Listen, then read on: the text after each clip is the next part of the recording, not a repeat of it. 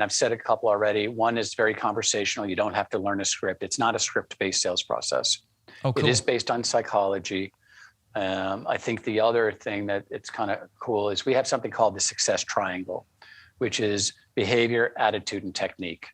Now, everyone will teach you technique, including us. I mean, I love our technique, right? Like how to get a voicemail returned, what happens if the file goes stale, whatever, all that technique stuff.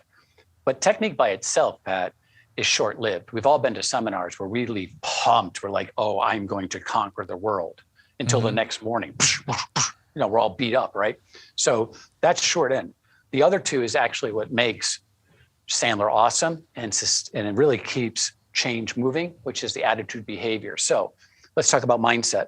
Mindset is stuff like equal business stature, right? I can ask you, even though you're an executive, I can ask you all those questions about your finances, right? I may be selling you a premium that I could never afford myself. So I've got all this money concept things here. I mean, think about when I grew up. I grew up in New England, very conservative. My parents destroyed me as a salesperson because they said to me, don't talk to strangers. It's impolite to talk about money and never speak unless spoken to. Now I go work for GA. You know what they say? I want you to go talk to as many people as possible. I want you to actually and get money on the table. They're exact opposite. Yeah, so, it's the opposite. So all the head stuff that goes on there, fear of success, fear of failure, and taking rejection. Let's be honest. I mean, you're in a rejection-filled business as an insurance. We're not winning 100% of our cases. So you get rejected more than we get accepted. So how do I handle that? Because that's role rejection. That's not me personally. They're not saying, hey, I'm rejecting you, Dave.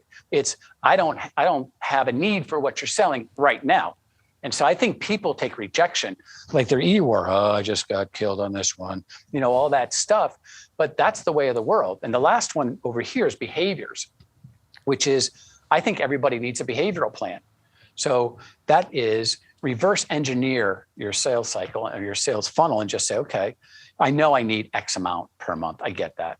So, but how many dials, how many referrals, how many things that I can control? Because I can't control who says yes or no. I can control my own personal behavior.